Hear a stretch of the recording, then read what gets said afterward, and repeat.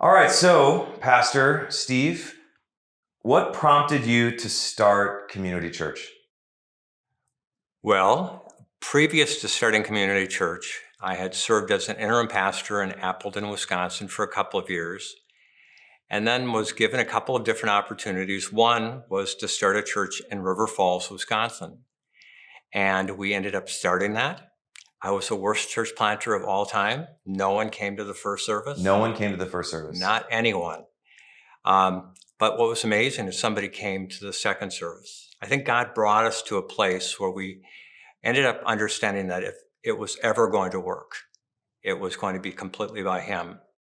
And that church ended up growing large enough to get into its own building. And during the course of that time, we also started a church 10 miles north in Hudson, Wisconsin.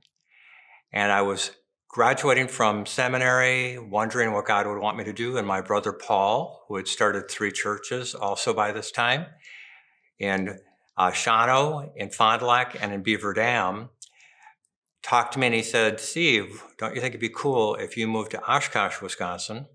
And we started 10 churches in 10 years from Milwaukee to Green Bay. That sounds crazy. Okay. And so we decided that that was a vision worth giving up the churches that we had started. And what is amazing is God started a regional movement where about 60 churches have the DNA of Community Church in Fond du Lac and Community Church in Oshkosh. And nationally, at least to some degree, about 800 churches. So the dream was 10, and now we're at 800. Now, there are so many people who contributed so much, but the DNA, the vision of wanting to see the next church better than the first and better supported and better trained, all of that began out of Fond du Lac and Oshkosh. That's incredible. All right, so all the way back in 1985. Yes. Where did you see this going? What was the mission of community? What was the core values? Like, what was the dream beyond seeing a movement start, like specifically in Oshkosh? Where did you see it going? Well, someone had asked what the original logo was for. And it basically around a contemporary cross, because we wanted to approach our ministry in a contemporary way, a way that people who weren't interested in church maybe would give it a chance. We wanted to do celebration, worship of God, cultivation, which is discipleship, communication, which is evangelism, and care, deep, loving care. And so I like the new logo every bit as much as the other one. But what our purpose was initially was to start 10 churches in 10 years, and we wanted them to be able to have a packet of kind of pre-done things to help them to be successful. They didn't need to work about a logo. They didn't need to do other things. There's actually churches all around the country that use that still. And so the idea was, all right, let's pilot something here in Oshkosh that then could be helpful and useful to multiply out into other spaces. Yeah, and in Fond du Lac, we worked together. The magic of it, besides the Holy Spirit's work, was 2 brothers that wanted the other to be more successful. And we really wanted to see young church planters more successful. That's awesome. That's awesome. So, all right, back to the early days, starting in the YMCA and then moving into Jackson Drive and then off to Riff Road. Can you share a story from maybe the early days that captures the challenges of really starting from nothing, starting the church? Yes. One quick challenge, the YMCA was way too generous to us. They charged us $50 a week. $50 a week. No utilities. The dream. They ended up giving us storage closets that we would have to store all of our stuff during the week. They were so very, very kind. And that $50 a week prevented us from getting into a building. Once we got into a building, we grew to about 175 people at the YMCA with a couple of services. And then we bought some land on Jackson Drive and built our first phase of the building. And then the second phase was largely children's work. And after that, we had grown to a place that we were having 4 services a weekend, a Saturday night and 3 on Sunday morning. And we had to ask people, please leave. Now, it wasn't because of me. It was really because of the love that people started to grow with each other. You and I were talking about this not long ago, that it's not people who are looking at the people up front, whether it's doing music or doing preaching, that is going to truly sustain a church. It's the people who are sitting next to each other. But let me tell you the big challenge. When you're running 4 services and doing weekend weddings and traveling in the middle of the week, one of the things when we started the church in Oshkosh, I had put into my contract that I could spend 1/3 of my working hours traveling to see other churches started. So it just was a very busy life, and we needed to make a decision, what were we going to do? So we found some land on Riff Road, the 20 acres of land that the church is presently on, and we needed 3 weeks to raise $100,000. And that just seemed insurmountable. So I begged a little bit, I prayed a lot more, and I just asked people if they would do everything that they could. And over the 4 services, after each service on that 3rd week, I got the totals. And I can't remember what they all were as it went along, but the last note that I got after the 3rd service on Sunday morning was 108,000 and change, but then, and a diamond necklace. And a diamond necklace. Somebody traded a memory for a dream. Wow. That just brought tears to my eyes. Okay. Well, how did the church's first outreach efforts or church plants come about? I know that it went from a single location to kind of multiplying throughout the area in Ripon and long before that. Yeah. So walk us through. 6 months after we started the church in Oshkosh, we started one in Whitewater. Tom Niebel was the pastor, super pastor, did a great job, has been very involved in leadership. And then we started a church in Appleton, Community Church in Appleton. What we wanted to do was to simplify things. So at that time, we just called it Community Church, because the title or a sign on any type of a storefront tells a person who's supposed to go there. And so Community Church was wide open. We wanted everyone to be able to come and just experience Jesus in a fresh new way. And then you would remember this as a young boy. We ended up getting this idea that we're very busy on Sundays and weekends, but we aren't that busy on Friday nights. So my brother Paul and his family and our family would take turns starting a church in Milwaukee that was called Woodridge Church. It met at the Mayfair Sheraton. We had a whole group of people from Community Church in Oshkosh go down there the first few weeks, providing babysitting and just getting a critical mass. And if you remember, we did that for quite a while. There were some great gas stations that you liked to go to because they had your favorite candies. And so we bribed you and your older brother with candy. in order to make that a special time. And that church ended up growing to a place where it has a building and a great ministry. And it's just amazing. Sometimes all you have to do is have a dream or a vision and then sacrifice a little bit. And when you do that, God can just take over and do the rest. Wow. So let's just do a countdown of those sites. So starting in 1985, Whitewater was next. Well, I get probably a little confused, but we started one in Stevens Point, which is still going. Okay. There's 60 of them, I believe, that have grown over the years out of this DNA in Wisconsin and the Upper Peninsula of Michigan. And then and some of them have just gone so well. There's a great one in Sheboygan and one in Manitowoc, and one that's halfway between Fond du Lac and Sheboygan that reaches farmers. It's great. And there's so really from the beginning, the DNA has been a sending church, a starting sending church. Even thinking about like Epicos Church down in Milwaukee. Right. And Danny Parmalee lived with us for a year while he was in college. He was very involved in Campus Crusade. He remembers the time that I saw him in the hallway and I told him, I think you'd make a good church planter. And and that caused him to rethink things. Yeah. And he would have been good in anything he did. Mm-hmm. But I'm so happy that he ended up going and doing what he has accomplished. That's awesome. Oconomowoc, Gary Rohrmeyer,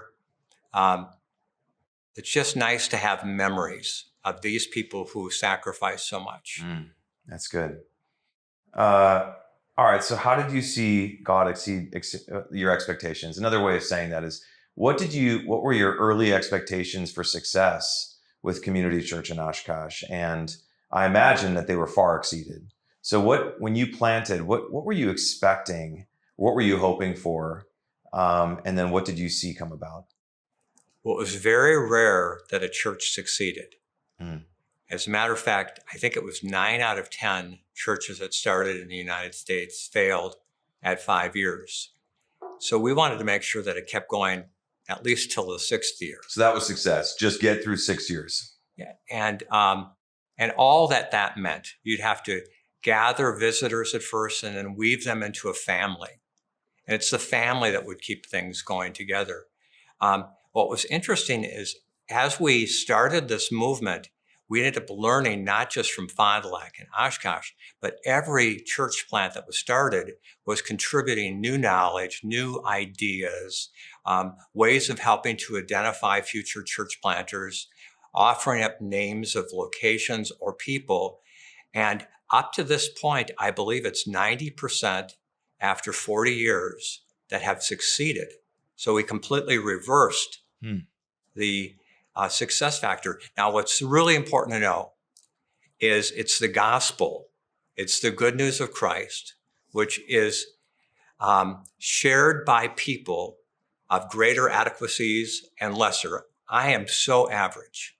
I am just so average. But the gospel is so above average that when you share it, it changes a person's life, and then they can share it. It's just like in the early church, 3,000 people were gathered on the day of Pentecost. And so sometimes I would be given credit, or people would think that I was far more than what I was. All along, I knew who I was, but I knew who I was working for. And so I just had to take the limitations of who I was, which basically, I had mentioned I'm average in every way. That's completely true. You know how I sing. I'm not the greatest thinker in the world, but there's 2 things that God has given me a tremendous passion for. After bringing me to Christ, He's given me a great love for people. It can be the first time I meet them that I want to have a deeper relationship with them. I think they sense that. And then the second is I love sharing the gospel.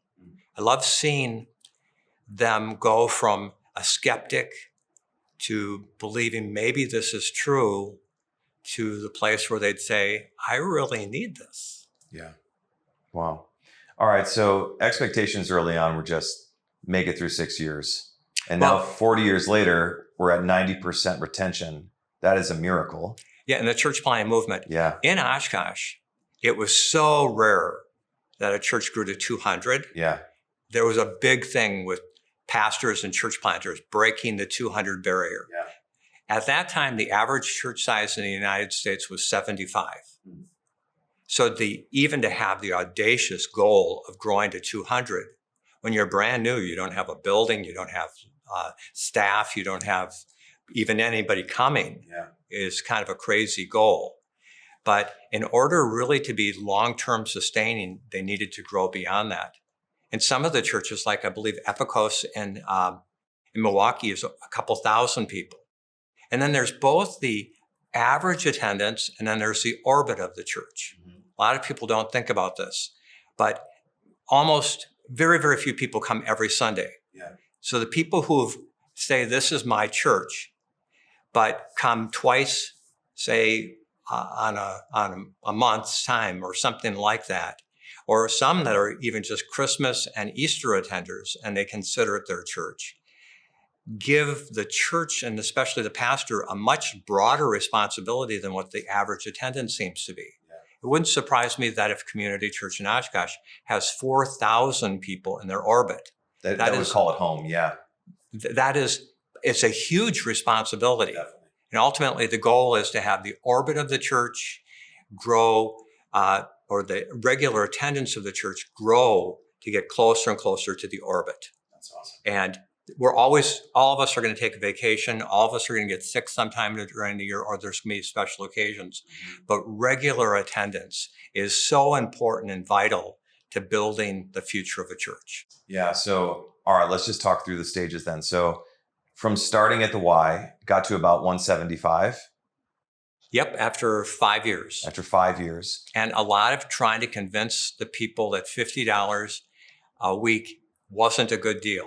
Yeah. Because it was going to hold us back. Yeah. I mean, you did have the best baptismal in the city, probably. Right. With that swimming pool Yep. at the Y. But all right. That's where you were baptized. That's right. No.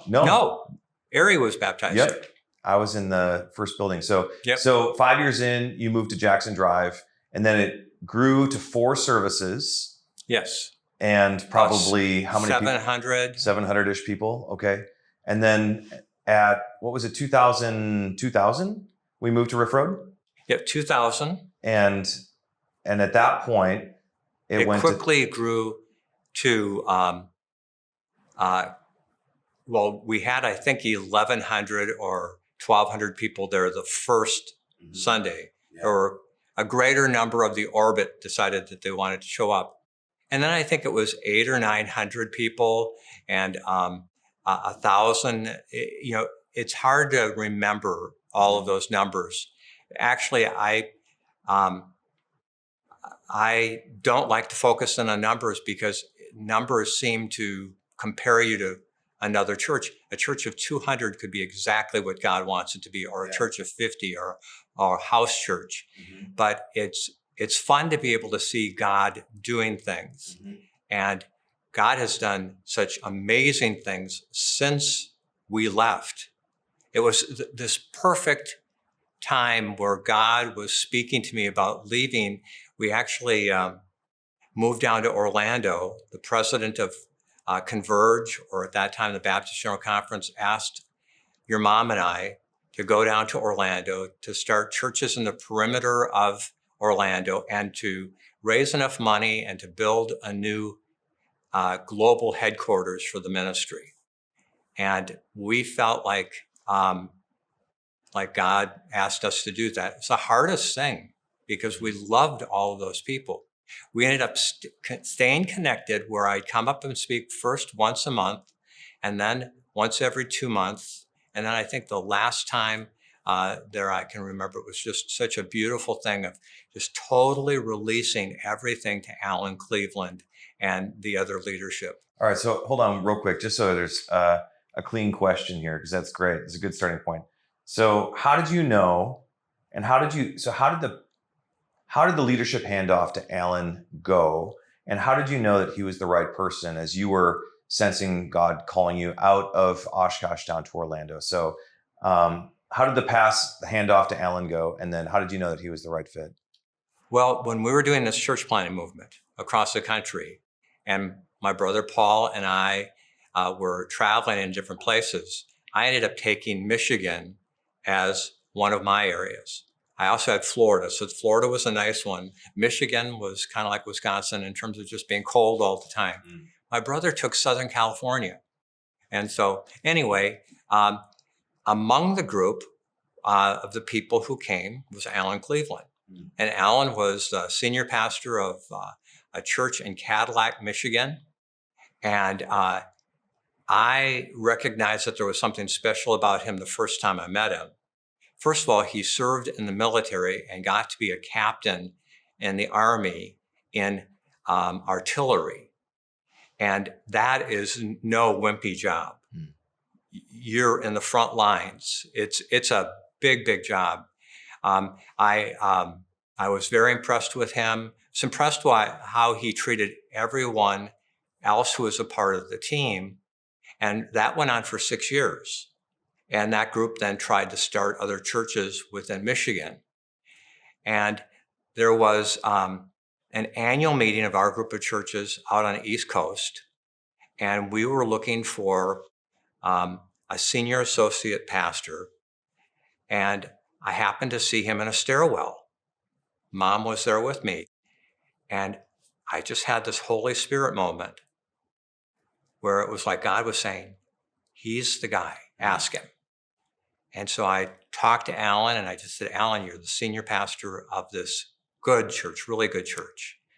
Our church is looking for someone to really help in leadership. I travel a lot, and we're really looking for a special person.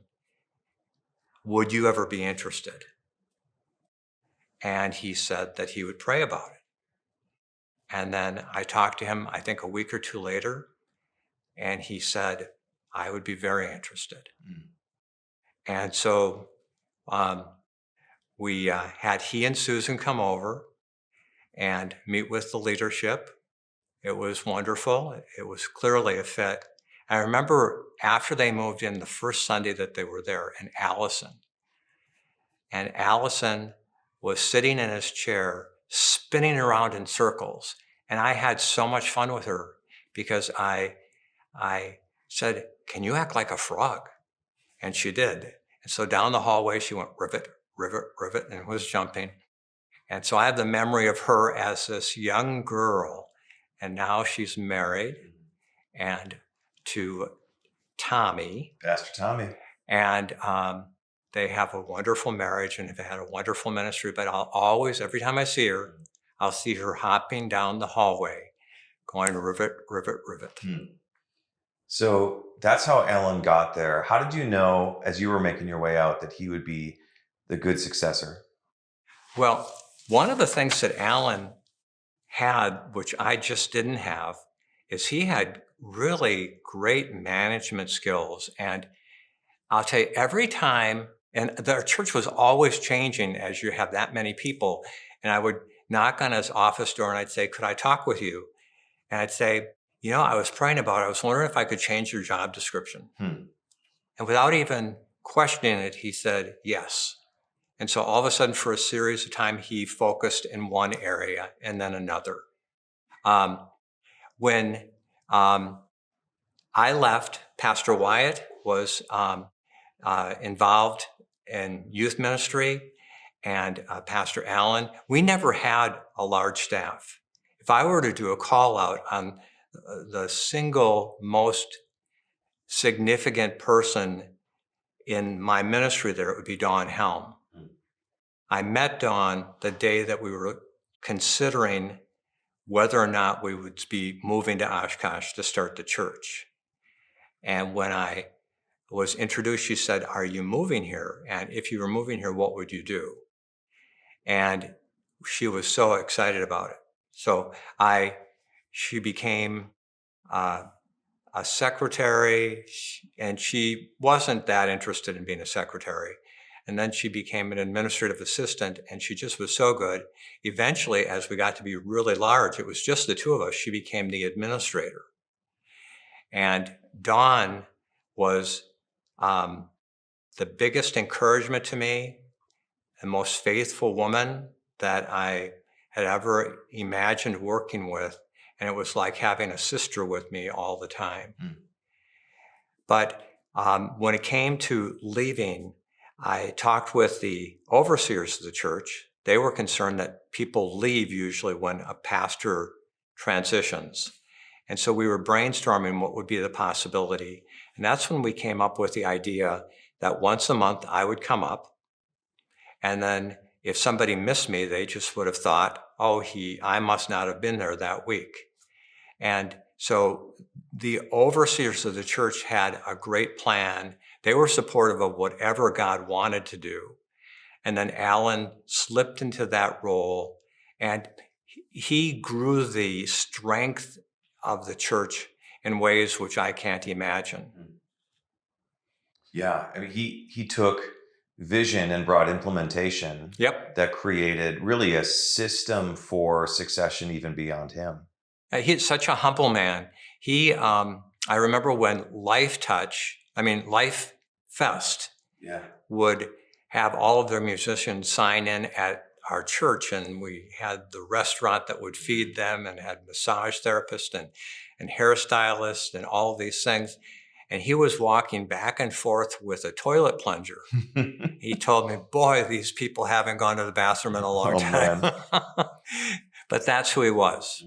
There's nothing that you couldn't ask him to do that he didn't follow through. Yeah, I think with Alan, the one thing that really stood out to me as I was with him in the office for a bit was anytime you'd walk with him, he would always be scanning for something on the floor to pick up. Yep.